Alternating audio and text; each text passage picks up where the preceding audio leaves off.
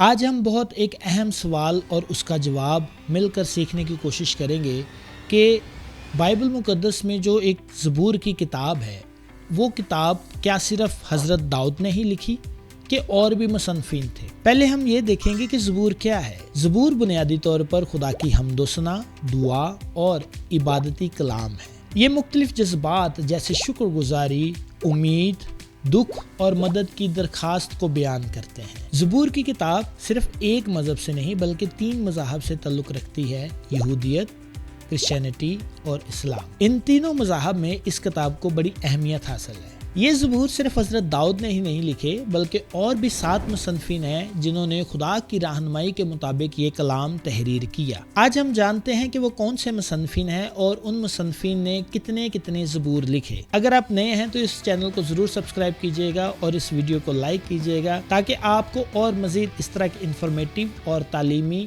Videos ملتی رہیں۔ چلتے ہیں مصنفین کی طرف۔ سب سے پہلے حضرت داؤد، جن کو مرکزی مصنف کہا گیا ہے کیونکہ انہوں نے سب سے زیادہ زبور لکھے، 73 زبور انہوں نے لکھے، اور وہ بائبل مقدس کے مطابق خدا کے چنے ہوئے نبی اور بادشاہ تھے، اور انہیں موسیقی میں ایک خاص مقام حاصل تھا۔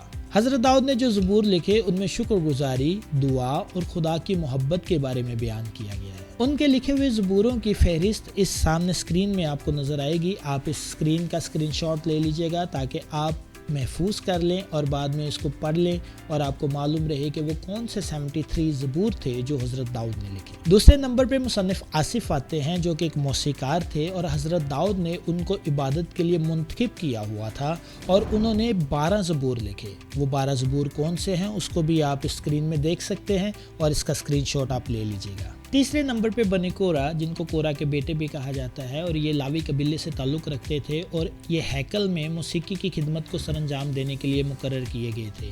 انہوں نے کل 11 زبور لکھے اور ان 11 زبوروں کی تفصیل آپ کو سامنے سکرین میں نظر آ رہی ہوگی۔ آپ اس کا سکرین شاٹ لیجئے گا اور سیو کر لیجئے گا۔ چوتھے نمبر پہ حضرت سلیمان، جو کہ داؤد کے بیٹے تھے، انہوں نے بھی 2 زبور لکھے جو کہ عبادت اور دعا کے موضوعات پر تھے، اور وہ زبور کون سے تھے؟ وہ زبور نمبر 72 اور زبور نمبر 127 تھے۔ 5ویں نمبر پہ حضرت موسیٰ نے بھی ایک زبور لکھا، وہ زبور 90 ہے۔ اس زبور میں موسیٰ نے خدا کی عظمت اور انسانی زندگی کے مختصر ہونے کا بیان کیا ہے۔ 6 نمبر پر ہیمان، جو کہ حضرت داؤد کے زمانے میں ایک بہت مشہور موسیقار اور خدا کے کلام کا مصنف تھا، اس نے زبور 88 لکھا، 88 زبور اس نے لکھا۔ 7ویں نمبر پر ایتان، یہ بھی ایک مشہور موسیقار تھے اور خدا کے کلام کو تحریر کرتے تھے، اور انہوں نے 89 زبور لکھا۔ اس کے علاوہ کچھ ایسے زبور ہیں جو گمنام زبور کہلاتے ہیں، جن کے مصنفین نہیں لکھے گئے، لیکن اس میں بھی خدا کی حمد اور تعریف ہی بیان کی گئی ہے،